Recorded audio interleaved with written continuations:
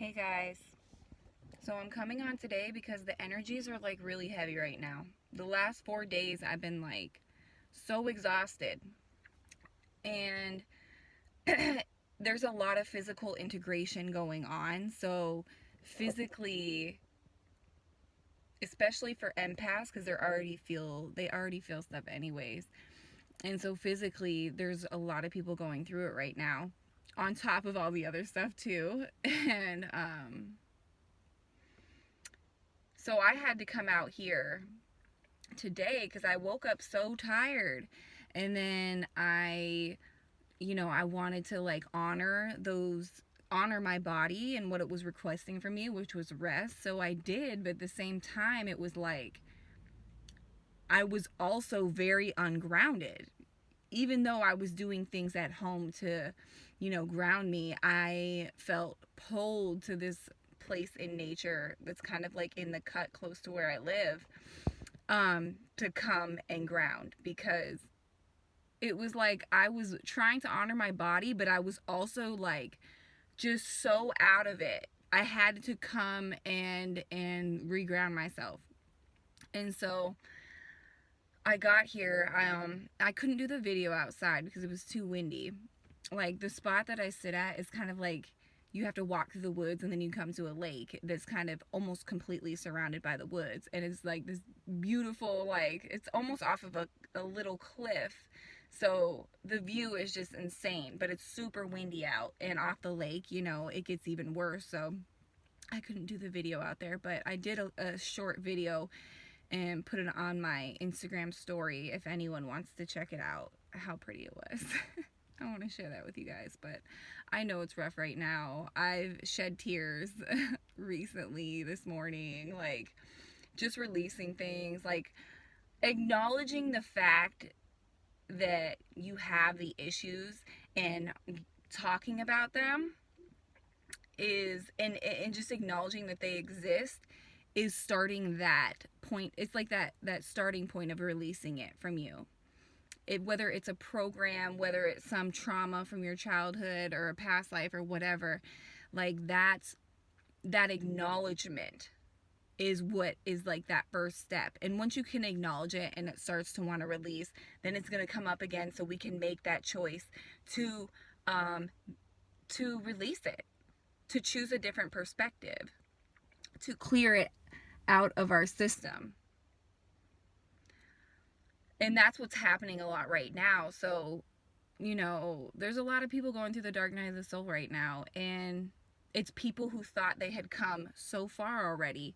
Like, why am I experiencing these things again? It's because things are getting real. If you want to level up vibrationally and you want to merge into 5D and experience heaven on earth, you're gonna have to really, really dig deep. And from a 3D perspective, it's easy to say, oh, I've done so much work, I've come so far, like now I can just experience this bliss and I'm healed. And no, the process is so infinite. Like, even once you get to the point where this is your last human incarnation, and then your soul is going to go off and do work somewhere else and then grow in on a different plane, not on the earth plane. It's going to choose a different plane and then grow from there and assist the expansion of the universe from there. So there is no like ending point. Everyone always says cliche, the joy is in the journey, but it really is, because all it matters is how you feel on a moment to moment basis. So when all these things come up and we're feeling all of these, all this uncomfortableness, because we have to release it. In order to release it, we have to feel it. When it's coming up, it's hard to be like, the joy is in the journey, but it is. And if you can start being the observer and not completely letting these things that come up take you over, because when you do that, then you're just going to have to like sit in it longer, because at some point you're going to have to choose a different perspective. You're going to have to, get beyond it. Get beyond this trauma that has defined you your whole life. It's not easy to take something that every single time you meet someone, you tell them this story about you so they know you a little better. But you not realizing every single time you perpetuate that story, you're just repeating a cycle. You're just saying, that still defines me. So, is this easy? No. Because we wanted to, our whole lives, all we've done is define ourselves and wear masks according to programs and things that have happened to us. But then once we start digging, we're like, oh, okay, that's not me. That's not serving me. I got to get rid of it. But it's not as easy to just say, okay, I got to get rid of it, and now it's gone. It takes somebody who is willing to not spiritually bypass, not just say, I'm happy right now, and not face their stuff. Like, just positive vibes only gonna be happy forever and ever, like, all that matters, even if I have to pretend to be happy right now, like, that's all well and good, but it's not gonna get you very far. What's gonna get you far is being like, okay, I'm a strong individual, I'm ready to face my shadows. But when you face them, when you face your shadows, that's when you can bring that love and light and show that shadow love. But here's the thing, like, it's a really deep ingrained program to look at something and want to judge it, to look at somebody who has, I don't want to use that example because it's very extreme. It's so extreme, and the programming is so deep that if I use that example, it would be very controversial because people are so programmed to think a certain way. So it's like sometimes when you deliver a message and you really want to get the point across, you distract somebody by using an extreme example, because then their mind goes to wanting to defend a program that's within them. I totally lost where I was going with that. I was thinking of this extreme example. But moral of the story is that we have to face ourselves. We can't just say, I'm going to be happy regardless. No, when we face our stuff, we just have to recognize that, there is a silver lining. There is so much to appreciate about contrast, and that's the hardest threshold to get over, I think, when you're on your spiritual journey, because it's really difficult when you're sitting in a shitty situation to appreciate it. Very difficult to appreciate it. And when you become the observer and you're able to appreciate a shitty situation because it's bringing things up in you to address and to release, if you choose to release it. A lot of people choose to keep repeating the cycle.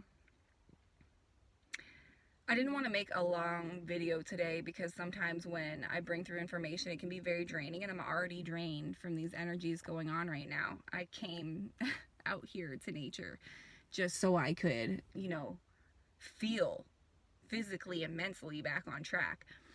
But I did want to share what I was going through with you guys, because everyone needs to know that they're not alone in the spiritual community and in the awakening movement. It's like there's so many people in it, but everybody, it's so weird. It's such a weird little paradox. It's like mass people are awakening, right? But almost all those little individuals feel super freaking lonely. And so that's why YouTube is crucial. Like, there's such a huge spiritual community on YouTube, because a lot of people feel alone and they're just reaching out to feel validated in how they feel and not feel like I'm a crazy person right now, because all this stuff is coming up and all these people that are choosing to stay programmed, choosing to stay in the 3D, seems like their life's all hunky-dory, but nobody's really knows what's going on behind the scenes. We just see the Facebook, what people put on Facebook and the mask they wear. So it's easy to get caught up when we're judging ourselves based on the outside. Like, why would I want to choose to go through all this shadow work when I could just stay in the 3D, in the comfort zone? You know what I'm saying? So, but your soul knows and will get uncomfortable making choices that are inauthentic. So you can't stay in that 3D, but at the same time, it's like you feel so lonely trying to like navigate this new process that even if you've been in like 10, 15 years, it's still that. And once you can like once you can just be the observer, once you can just like appreciate the contrast and take care of yourself and just listen to your body. And if you have a day where you have to cry, and just let it out and not judge yourself, not feel like you're weak. No, you're so strong to be able to like release things from yourself, because that means you're facing something. If tears come up, like just let them flow. Like, that is a physical manifestation of releasing something, and it's so powerful. It took me a long time to be able to allow myself to cry. I used to sit at a funeral and just like fight it.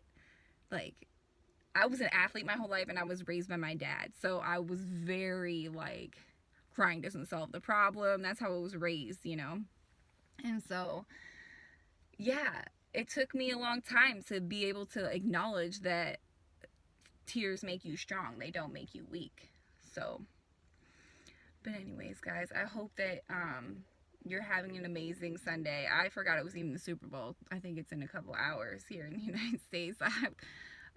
I am so on my own path that I am, all those distractions from the 3D, I don't even, they're not even a part of my reality. But anyways, I love you guys, and I hope you have an awesome rest of your day.